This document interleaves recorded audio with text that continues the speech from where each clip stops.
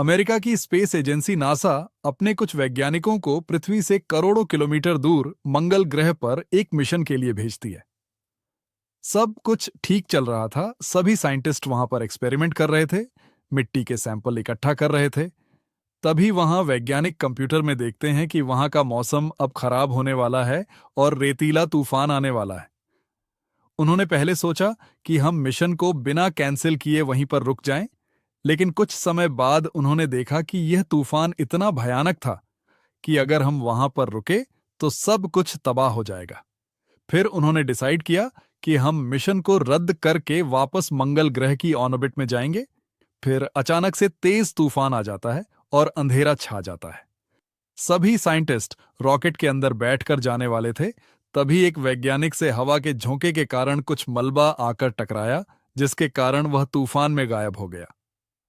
उनके साथियों ने उनको ढूंढने की बहुत कोशिश की, लेकिन तूफान इतना भयानक था कि कुछ भी दिखाई नहीं दे रहा था। फिर दूसरे वैज्ञानिक ने बोला कि हमारी रॉकेट झुक रही है, हमें यहां से जल्दी निकलना होगा, नहीं तो हम सब यहां फंस जाएंगे। उन वैज्ञानिकों ने उससे संपर्क करने की बहुत कोशिश की, लेकिन मलबे की टक्कर के कारण उसका संपर्क पूरी तरह टूट गया था। वैज्ञानिकों ने सोचा कि शायद वह मलबे की टक्कर से मर गया है। फिर उन सभी ने वहां से रॉकेट लॉन्च कर दिया और मंगल की सतह से ऊपर जाने लगे। फिर जैसे ही तूफान पूरी तरह रुका तो वह वैज्ञानिक जिसको टक्कर लगी थी वह मंगल ग्रह पर पड़ा हुआ था।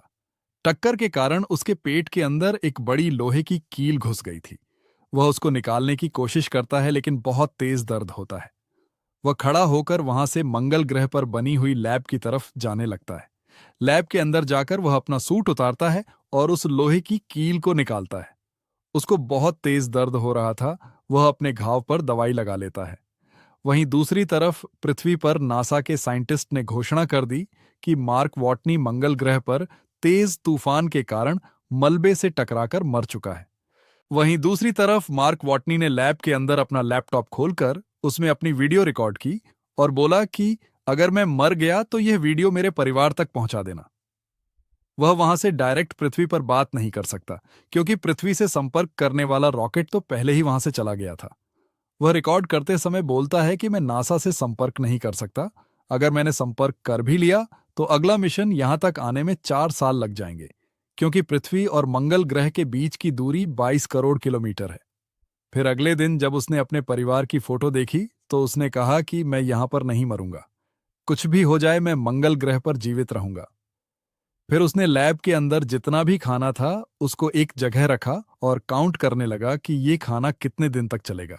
ये खाना सिर्फ 300 दिन के लिए था, जो कि बहुत कम था क्योंकि अगला मिशन आने में 4 साल का समय लगेगा।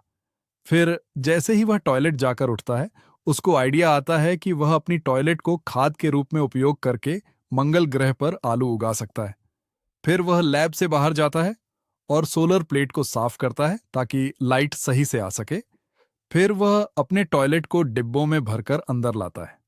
फिर वह बाहर जाकर मंगल ग्रह की लाल मिट्टी को कंटेनर में भरकर लैब के अंदर लाता है, क्योंकि मंगल ग्रह के खुले वातावरण में आलू या कोई भी अन्य फसल नहीं उगाई जा सकती, क्योंकि वहां वायुमंडलीय दबाव बहुत कम है, ऑक्सीजन का अभाव है, तापमान अत्यधिक ठंडा रहता है और घातक कॉस्मिक रेडिएशन मौजूद है। इसलिए बाहर कोई भी पौधा जीवित नहीं रह सकता। लैब के अंदर वह बहुत सारी मिट्टी इकट्ठी कर लेता है और चारों तरफ प्लास्टिक की बड़ी बड़ी थैलियां टांग देता है, ताकि वह पृथ्वी जैसा वातावरण बना सके। फिर वह अपनी टॉयलेट को बड़े कंटेनर में मिक्स करता है और आलू को वहां पर जमीन के अंदर उगा देता है। आलू को उगाने के लिए पानी की जरूरत थी, लेकिन उनके पास उतना ज्यादा पानी नहीं था। इसलिए वह एक खतरनाक केमिकल रिएक्शन से पानी बनाने के बारे में सोचता है।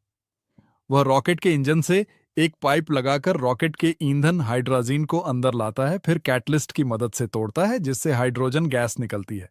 फिर वह ऑक्सीजन और एक छोटी सी चिंगारी की मदद से उस हाइड्रोजन को जलाता है। हाइड्रोजन और ऑक्सीजन के इस मिलाप से पानी की बूंदें बनने लगती हैं, जिसको देखकर वह बहुत खुश होता है। और अचानक से एक बहुत बड़ा ब्लास्ट हो जाता है। फिर उसने सोचा कि मैंने कैलकुलेशन करते समय मेरे मुंह से निकलने वाली ऑक्सीजन को काउंट ही नहीं किया था, इसीलिए ऑक्सीजन की ज्यादा मात्रा होने के कारण ब्लास्ट हो गया। फिर वह दोबारा कोशिश करता है, इस बार वह हेलमेट पहनकर और गोल्डन चादर लपेटकर आया था ताकि कोई भी गलती ना हो।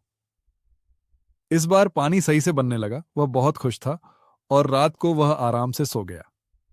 जैसे ही सुबह उठा उसने देखा कि प्लास्टिक की थैलियों पर बहुत ज्यादा पानी जम गया था और पूरी मिट्टी गीली हो गई थी।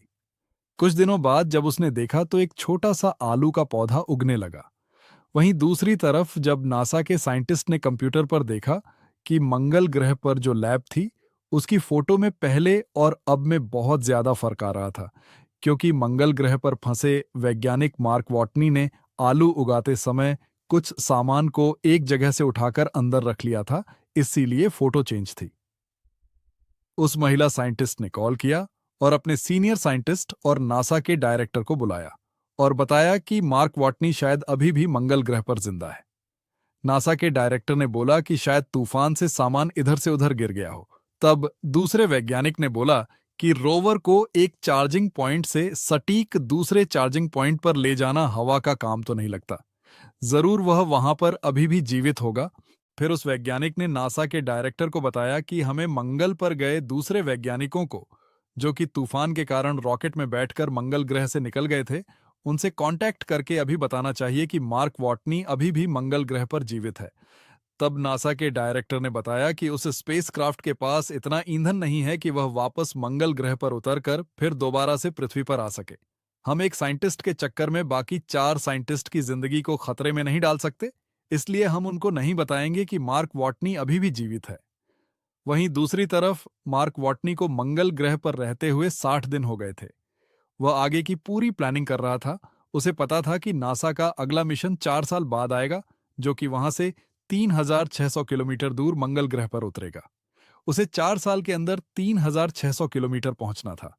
उसके पास एक रोवर था जो कि एक बार में 35 किलोमीटर चल सकता है, जिसके बाद उसे दोबारा सूर्य की रोशनी से चार्ज।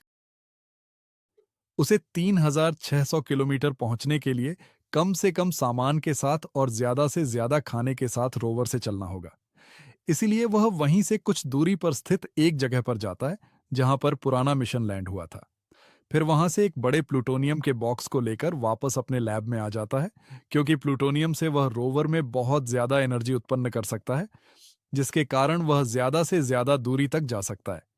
वहीं दूसरी तरफ पृथ्वी पर लोगों को पता चल गया कि मंगल ग्रह पर मार्क वॉटनी अभी भी जीवित है।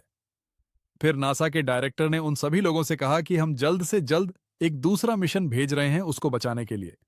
कुछ समय बाद नासा के डायरेक्टर ने अपने साइंटिस्ट को बोला कि हमें जल्द से जल्द एक मिशन भेजना होगा। तो साइंटिस्ट ने बोला कि हमें नया रॉकेट बनाने में कम से कम 9 महीने लगेंगे। तब डायरेक्टर ने बोला कि हमें 3 महीने के अंदर अंदर मिशन को लॉन्च करना है।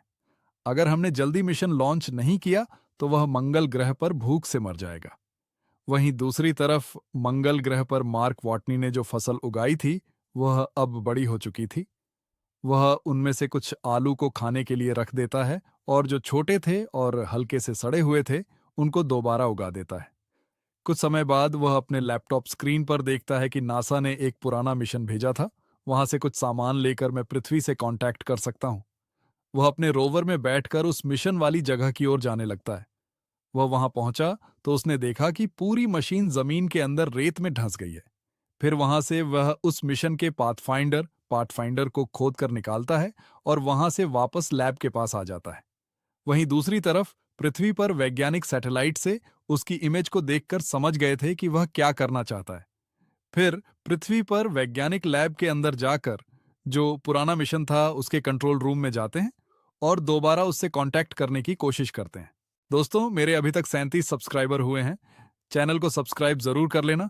अगर आप 4-5 दिन बाद में देख रहे हो तो शायद सब्सक्राइबर बढ़ जाए। ये मूवी बहुत ही शानदार और बहुत लंबी है, इसलिए पार्ट 2 की अभी तक एडिटिंग पूरी नहीं हुई है। चैनल को सब्सक्राइब करके बेल आइकन दबा लो ताकि पार्ट 2 भी आपके पास पहुंच जाए। मैंने 3-4 मूवीज का फुल एक्सप्लेनेशन मेरे चैनल पर अपलोड कर रखा है, आप जाकर देख सकते हैं अभी।